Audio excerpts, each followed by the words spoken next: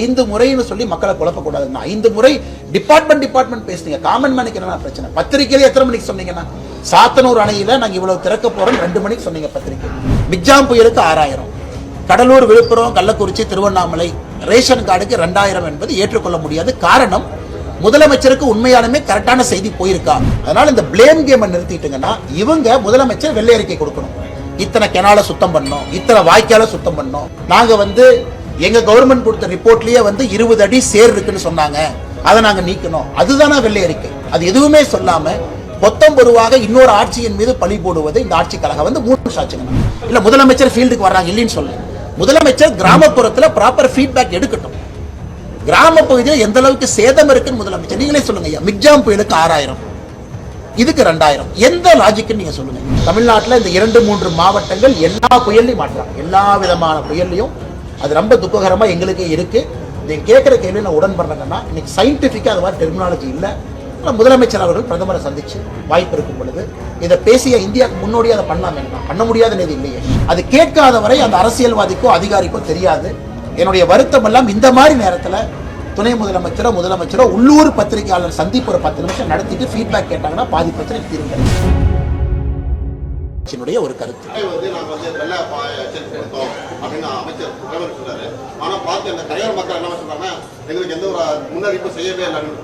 நீங்க ஒரு சீனியர் ரிப்போர்ட்டருங்கன்னா உங்களுக்கு தெரியுங்கன்னா, வெள்ள அபாய அறிவிப்பு கொடுத்தாங்கன்னா முதல்ல பத்திரிகையாளருக்கு தான் அது கைக்கு வரும். உங்க மூலமா தான் செய்தி மக்களுக்கு போகுதுங்கன்னா. இந்த காலத்துல தண்டோரா போற சிஸ்டம் எல்லாம் இப்ப இல்ல.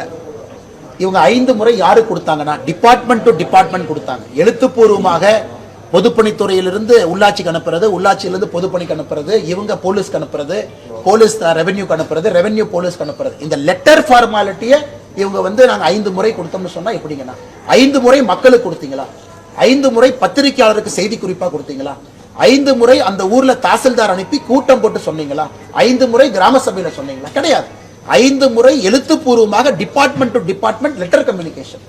அதனால் இது அமைச்சர் சொல்வது முற்றிலும் கீழே இருக்கக்கூடிய விஷயத்திற்கு உண்மைக்கு புறம்பானது என்பது என்னுடைய தாழ்மையான கருத்து. 5 முறைன்னு சொல்லி மக்களை குழப்பக்கூடாது. 5 முறை டிபார்ட்மெண்ட் பேசுனீங்க. காமன் மேனுக்கு என்ன பிரச்சனை? பத்திரிகையில எத்தனை மணிக்கு சொன்னீங்கன்னா, சாத்தனூர் அணையில நாங்க இவ்வளவு திறக்க போறோம் 2 மணிக்கு சொன்னீங்க பத்திரிகை. யாரு டிவியை 3 மணிக்கு பார்ப்பாங்கன்னா? எல்லாருக்குமே தெரியும் வெதர் ஃபோர்காஸ்ட் இருக்கு, வானிலை ஆய்வாளர்கள் சொல்றாங்க மழை வருவதற்கான வாய்ப்பு அதிகம். ஆனா 500 mm 400 mm அதுல பிரச்சனை இருக்கலாம். ஆனா மழை வரப்போகுதுன்னு தெரியும், கடுமையான மழை வரப்போகுதுன்னு தெரியும். அதனால் இதை குழப்புவதற்காகத்தான் ஆட்சியாளர்கள் பேசுவதாக நாங்கள் கருதுகின்றோம். 2000 தமிழக அரசு அறிவிச்சிருக்காங்க. அது போதுமானதா இல்லைன்னு பொதுமக்கள் பரவலா இன்று காலையிலிருந்து பேச ஆரம்பிச்சிருக்காங்க. அதை பத்தி உங்க கருத்து? அதான் நான் சொன்னேங்கன்னா, அந்த மிக்ஜாம் புயல் போன வருஷம் 6000 ரூபாய் கொடுக்கப்பட்டதுன்னா, இந்த முறை அதை விட சேதாரம் அதிகம் கிராம பகுதியில். காரணம், அணையெல்லாம் திறந்து விட்டுருக்காங்க. நாங்கள் சொல்வது குறைந்தபட்சம் அங்க 6000 இங்கே 6000 கொடுங்கன்னு தான் நம்ம கேட்கிறோம். 6000 என்றால் இங்கே 6000. 2 புயல், வீரியம் 1, சென்னைக்கு 300 mm மழை வந்துச்சு, இங்க 500 mm வரைக்கும் வந்திருக்கு, 50 சென்டிமீட்டர் சில பகுதிகளுக்கு வந்திருக்கு. அப்படி இருக்கும் பொழுது 6000 2000 என்ன லாஜிக்? மத்திய அரசை பொறுத்த வரைக்கும் உங்களுக்கு ஒரு கால்குலேஷன் காட்டினாங்கன்னா 10,400 ரூபாய் வரை கொடுப்பதற்கு மாநில அரசுக்கு அனுமதி இருக்கு. அவங்க கிளைம் பண்ணிக்கலாம், NDRFல கொடுப்பாங்க ஃபண்ட்ல. அதான் உங்களுக்கு அந்த அமௌண்ட் சொன்னாங்கன்னா. அதனால பாண்டிச்சேரியில ரேஷன் கார்டுக்கு 5000 கொடுக்குறாங்க, மிக்ஜாம் புயலுக்கு 6000, கடலூர், விழுப்புரம், கள்ளக்குறிச்சி, திருவண்ணாமலை ரேஷன் கார்டுக்கு 2000 என்பது ஏற்றுக்கொள்ள முடியாது. காரணம், முதலமைச்சருக்கு உண்மையாலுமே கரெக்டான செய்தி போயிருக்கா?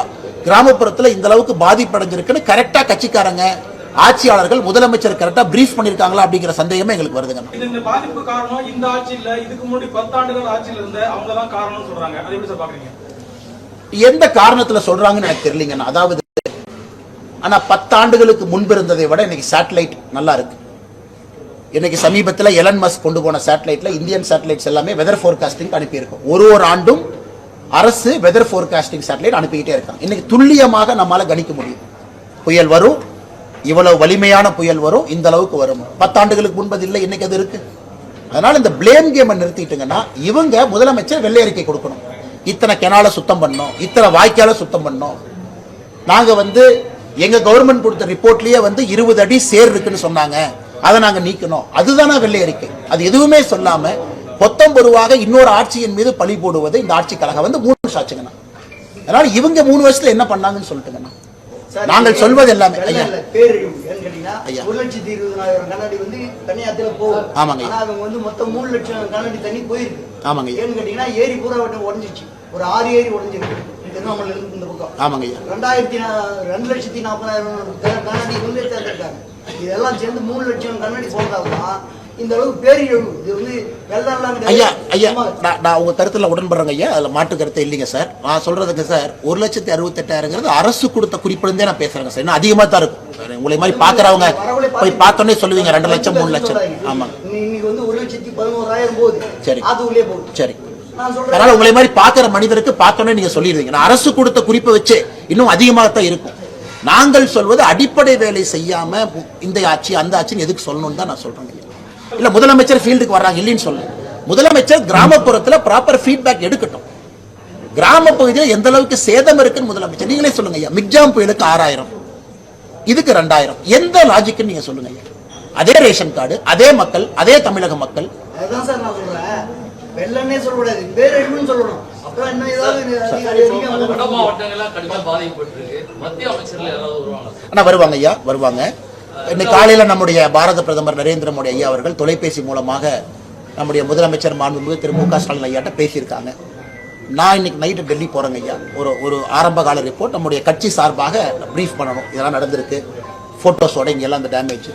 குறிப்பா திருவண்ணாமலை, நாகப்பட்டினம், டெல்டா பகுதியிலிருந்து நம்முடைய குழு அப்பவே போயிருக்கிறாங்க. அவங்களும் அங்கிருந்து புகைப்படம் மக்கள்கிட்ட பேசி ஃபீட்பேக் கொடுக்குறாங்க. ஏன்னா நாங்களும் ஒரு ஃபீட்பேக் கொடுக்கணும் ஐயா. ஸோ நிச்சயமாக அது நடக்கும். எந்த மாற்று கருத்து இல்லைங்க ஐயா. கடலூர் வந்து பல முறை வந்து ஏகப்பட்ட பேரிடர்களை பார்த்துருச்சு. கடலூர் மாவட்டம் தமிழக அரசு தான் பேரிடர் மாவட்டமா அறிவிக்கணுமா? மத்திய அரசு வந்து ஸ்பெஷல் எஃபெக்ட் கடலூருக்கு. அண்ணா போன முறை உங்களுக்கு தெரியுங்கன்னா முதலமைச்சர் அவர்கள் சென்னைக்கு இதை சொல்லும் பொழுது மாண்புமிகு நிதி அமைச்சர் நிர்மலா சீதாராமன் அவர்கள் பாராளுமன்றத்தில் பதில் சொன்னாங்க.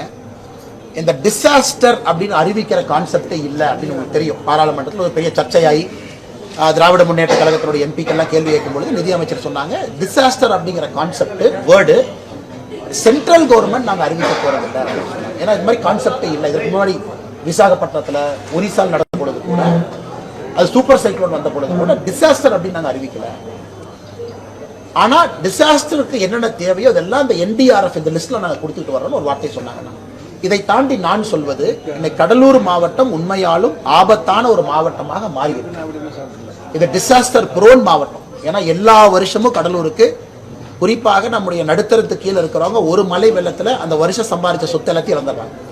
அதனால் மாநில அரசு மத்திய அரசோடு இணைந்து கடலூர் மாவட்டத்திற்கு என்று சிறப்பான ஒரு நிதியை கேட்கணும். தனியான ஒரு நிதி. கடலோர பகுதியில் சுவர் கட்டணும்னா பெரிய பெரிய பாறைகள் போடணும், அலைகளுடைய இதை குறைக்கணும். தென்பண்ணை யாரு சைட்ல எல்லாமே நீங்க வால் கட்டிட்டு வரணும். முக்கியமான இடத்துல லோ லையிங் ஏரியால மக்கள் இருக்காங்கன்னா வேற இடத்துக்கு மாத்தி வீடு கட்டி வேற இடத்துக்கு மாத்தி கொடுக்கணும். நிறைய வேலைகள் இருக்கணும். இதை கடலூர் என்னை பொறுத்தவரை மிக முக்கியம். நாகப்பட்டினம் முக்கியம்னா தமிழ்நாட்டில் இந்த 2-3 மாவட்டங்கள் எல்லா புயல்லையும் மாற்றாங்க. எல்லா விதமான புயல்லையும் அது ரொம்ப துக்ககரமா எங்களுக்கே இருக்கு. நீங்க கேட்கிற கேள்வி நான் உடன்படுறேங்கன்னா, இன்னைக்கு சயின்டிபிக்கா அது மாதிரி டெர்மினாலஜி இல்லை. முதலமைச்சர் அவர்கள் பிரதமரை சந்திச்சு வாய்ப்பு இருக்கும் பொழுது இதை பேசிய இந்தியாவுக்கு முன்னோடியே அதை பண்ணலாம். பண்ண முடியாத நிதி இல்லையே, பட் கண்டிப்பா பண்ணணும். கடலூர் அந்த பிரச்சனை இருக்கு. பாதிக்கப்பட்ட மக்கள் இப்ப ரிலீஃப் ஃபண்டுக்காக பாதிக்கப்படுற மாதிரி இருக்கு.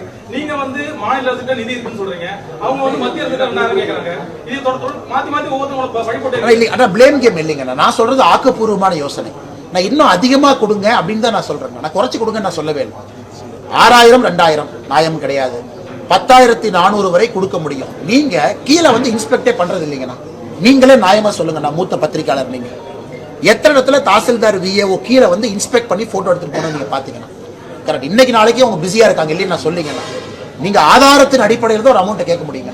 நாளைக்கு நீங்கள் நானும் ஒரு வீட்டுக்கு போனா கூட, ஐயா தண்ணி வந்துச்சு, பொருள் அடிச்சுட்டு போயிடுச்சு, 3 நாள் கழிச்சு போனீங்கன்னா அந்த துணி காஞ்சிருக்கும், அதை காய போட்டிருப்பாங்க. ஃப்ரிட்ஜ் எல்லாம் இப்பவே வீட்டுல கழட்டி தொங்க வச்சிருக்காங்க. டிவி இப்பவே தண்ணி வந்து வெயில காய வச்சிருக்காங்க.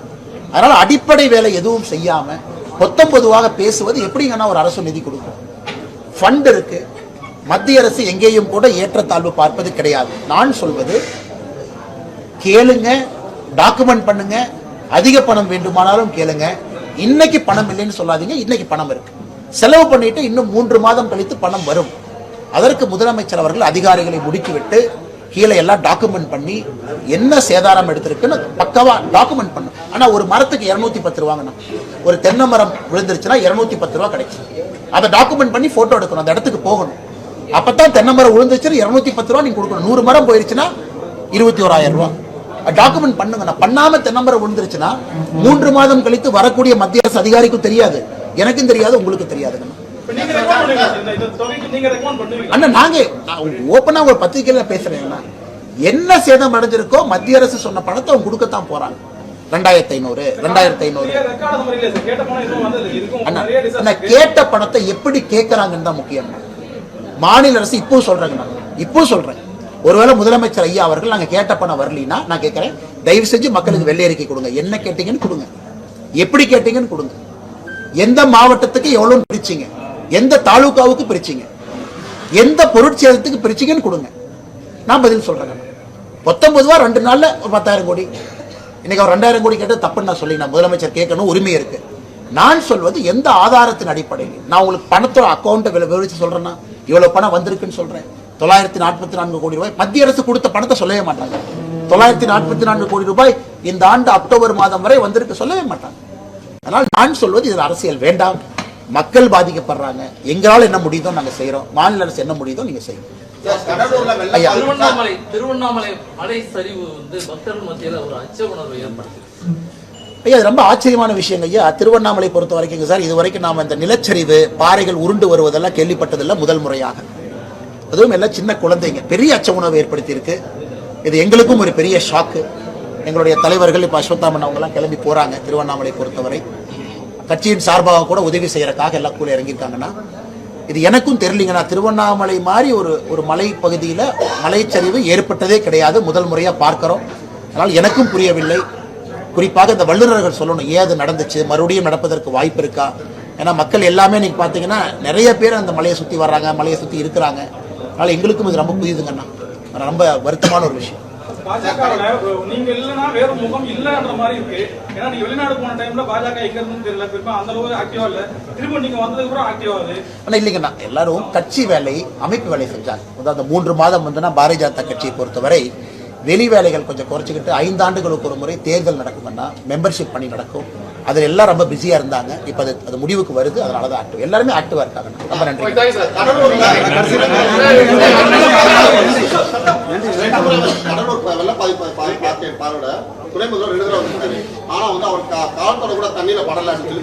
துணை முதலமைச்சர் அவர்கள் 2 முறை கடலூர் வருவது உண்மையாலும் சந்தோஷத்துக்குரியது. ஒரு துணை முதலமைச்சர் ஒரு மாவட்டத்துக்கு 2 டைம் வர்றாங்க. கொடுக்கக்கூடிய பணமும் அதே மாதிரி வரட்டும் அப்படிங்கறதா என்னுடைய ஆசை. 2 முறை கடலூருக்கு வர்றாங்கன்னா கடலூர் அதிக பாதிப்புன்னு துணை முதலமைச்சர் ஒத்துக்கிறாரா? அப்படி என்றால் அதே போல துணை முதலமைச்சர் தயவு செஞ்சு, நான் குற்றம் சுமத்தலைங்கன்னா, நிறைய இடத்துக்கு போற முயற்சி பண்றாங்க, கொஞ்சம் கிராமப்புற பகுதிக்கு போகணும். பத்திரிகையாளர் சந்திப்புனா, நான் பத்திரிகையாளர் சந்திப்பு ஏன் முக்கியம்னாங்கன்னா, நீங்க கேட்கிற கேள்விக்கு நாங்க பதில் சொல்றது ஒருங்கண்ணா, பல ஃபீட்பேக்கை நீங்க தான் கொடுக்குறீங்க. ஐயா ஒன்று சொன்னாங்க, ஐயா ஒன்று சொன்னாங்க, ஐயா ஒன்று சொன்னீங்க. அதனால் பெரிய தலைவர்கள் வரும் பொழுது முதலமைச்சர், துணை முதலமைச்சர் உள்ளூர் பத்திரிகையாளர் சந்திப்பு நடத்தணும். அவங்க சென்னையில் போய் அறிக்கை கொடுக்குறான்னு தெரியாதுங்க. பத்திரிகையாளர் ஒரு ரொம்ப இம்பார்ட்டன்ட் ஃபீட்பேக் நீங்க தான் கொடுப்பீங்க. அது கேட்காத வரை அந்த அரசியல்வாதிக்கோ அதிகாரிக்கோ தெரியாது. என்னுடைய வருத்தம் எல்லாம் இந்த மாதிரி நேரத்தில் துணை முதலமைச்சரோ உள்ளூர் பத்திரிகையாளர் சந்திப்பு ஒரு 10 நிமிஷம் நடத்திட்டு ஃபீட்பேக் கேட்டாங்கன்னா பாதி பிரச்சனைக்கு தீர்வு கிடைக்கும். இதுபோன்ற செய்திகளை மேலும் தெரிந்து கொள்ள எங்களது யூடியூப், Facebook மற்றும் Twitter ஆப்களை சப்ஸ்கிரைப் செய்யவும்.